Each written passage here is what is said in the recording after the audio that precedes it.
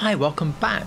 Well, last week was a bit of a diversion into a rather pink garage, but now we're back with the deep dive series as you would expect. So working through my garages from the main garage turf, which is linked below, one by one, and this time it's the turn of sports car garage number 2. I have surprisingly few sports cars in my sports car garages, and the reason of course is that so many of them have fitted other builds and other collections so well. But here's a few that remain pure sports cars, and we're starting off with a very special Nissan. It's the 370Z Project Club Sport 23. You're not going to be able to buy a real one of these because they made only one. It was 400 horsepower, had a number of trick suspension parts, and the idea was to show you what you could do to make your 370Z into a really fun track car.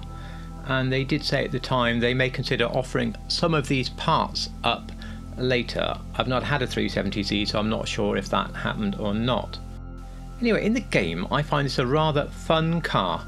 The only thing I will say is it's very easy to oversteer, especially driving on PC. You hold down W, loads of power, and round she goes. So a bit of an interesting drive through the city, not the quickest drive, but yeah, very much fun, and of course a great looking car, and it works really well, I think, as this Project 23. I nearly forgot the in-game name. It's the Anis Euros, of course. Also in game we have the 8F Drafter, based very heavily on Audi's 2018 A5, and really specifically the RS5, because it has enough things like splitters on it that you can't really build any of the slower versions, but I have a video showing what you can build, and I'll link that down below. Despite being based on a 2018 car, I've actually built mine on the 2020 ABT Audi RS5R. ABT are a tuning company. They specialise in a lot of cars, especially making hot Audis even hotter. I think it looks really good in this dark green metallic and the gold wheels. To drive, I enjoy it so much, but it's because of the noise. I think it's a unique noise for the car. It sounds absolutely fantastic. It has the Quattro 4-wheel drive system. When you drive it, the only downside really is the handling, in that naturally it will understeer into just about any corner, so you do have to manage the understeer by, of course, either having the correct entry speed or giving rather a quick lift as you go into the corner. But if you manage that, you get very neutral handling and even a little bit of oversteer now and again. I think this is a really good addition to the game, and if you do like to do wild customizations, this car will actually support those as well.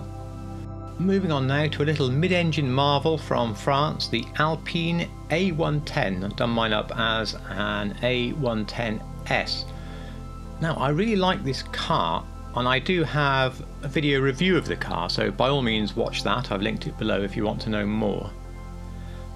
But in a nutshell, I do think it's great fun, but I also think it oversteers a lot more than a real A110 would.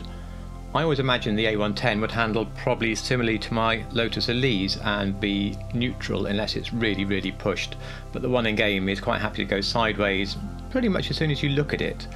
On the plus side, the one in game looks ever so close to the real thing. They haven't changed too much on it, and I think it makes an absolutely lovely addition to the garage. Building the A110R is hard on it. I don't think they've made the parts quite right for that, but there are enough parts on there also to build the A110 Cup car, and in fact that's how mine is now. It's the Tundra Panther in game, which is relatively easy to pronounce. The next car, the Bravado Verlier, I think you're supposed to say, is maybe not quite so easy to pronounce. This is a bit of a mix-up of a car. I have done a video on that below, and it's half of the Weissman, which is a gorgeous car, and half TVR Sagaris, which is also a lovely car and a real brute of a car, and they've artfully mixed so many parts. I've tried different builds. It builds very nicely as the TVR, I think, if you use some sort of paint like this with a massively contrasting pearlescent to match one of the real TVR paints. If you put just a standard colour on it, you're just too much aware, I think, of the mix of cars. That said, it's a really nice car to drive. It does not oversteer easily as much as you would think. You'd think a car based on a Sagaris would be sideways everywhere. It's a little bit like the 8F or the A5 that we saw earlier, in that it's quite neutral. but if you lift you get a nice little slide from the car. It sounds good. It's discontinued of course, but I think since they've discontinued it I've seen it come up twice at the LS Car Meet, I think it was, both times to buy. So it is a fun buy for your garage if it comes up again. Just bear in mind it doesn't quite look like anything.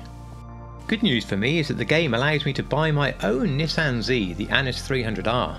But bad news for me, I could never have a real one. They're not on sale in the UK at all. I'm not sure of the reasons, but it's very sad. When I reviewed this car, which is down below, I did say the only pity is that the front bumper splitter area just isn't right, and I didn't know why they'd done that, and it was pointed out in the comments that they did make a one-off customized version that uses that.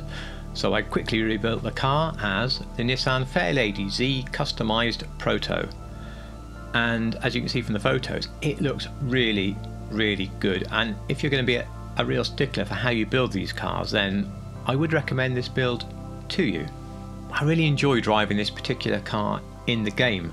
The reason is it is mostly neutral, so it's not going to tax you too greatly in what you do on the corners, but it's also easy to get some gentle oversteer.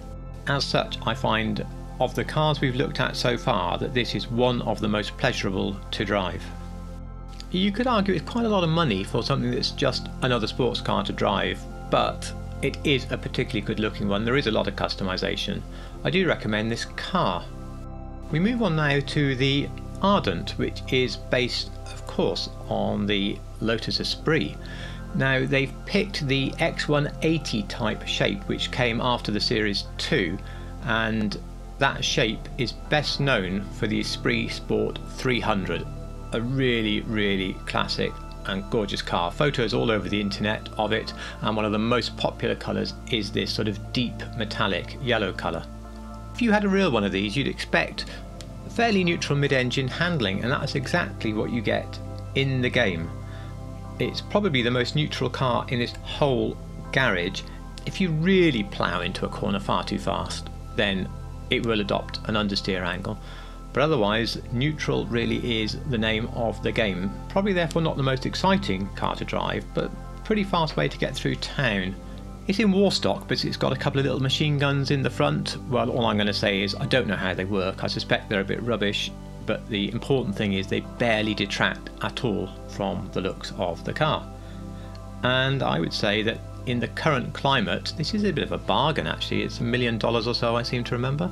If you've got a Lotus or a classic sports car garage, you absolutely need this one, I think. This next car has been stolen twice, built just like this one twice, and sold again twice. I do regard it more as a garage stuffer. If you need one spare sports car, then this is always available for free from the street, so I think it makes a good one. It's the Shyster Fusillade in game, and it's based primarily on the Chrysler Crossfire. I chose to base mine on a customised SRT6 that I found on the internet. There's a few more details in the short video below. It drives okay, but as I said in that video, if you've stolen one of these it's because you're using it to pad out a sports car collection, not because of particularly how it drives. I rather like the looks of it because it's taken the bulk of the Crossfire, but it's put the back from one of the earlier BMW Z4s on, which I think looks a lot better than the back of the Crossfire. I do like all the cars in this garage very much, and I'm happy to drive pretty much any of them.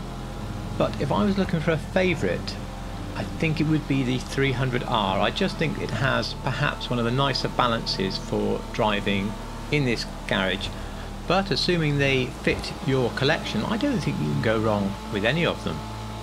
If you're into your fast four-seaters in the game, well, you'll be in luck, because the next 2 weeks are going through my Fast Family Fun 1 and 2 garages. They'll be on the next 2 Sundays. I apologise we haven't had any Wednesday videos for a few weeks with builds or manufacturer's catalogue, etc. To be honest, I've got quite a lot going on over the summer. I've been away a bit and it's just been too difficult to make Wednesday videos as well. There's a lot of footage waiting to be used, and as we get into September most likely the Wednesday videos will resume with a vengeance. Otherwise, I really hope you enjoyed this one. If you did and you like real cars in GTA, please consider a subscription, because that's basically what this channel's about. And of course a like and or a comment would so much help me grow this small channel. Otherwise, and most importantly, thank you so much for watching.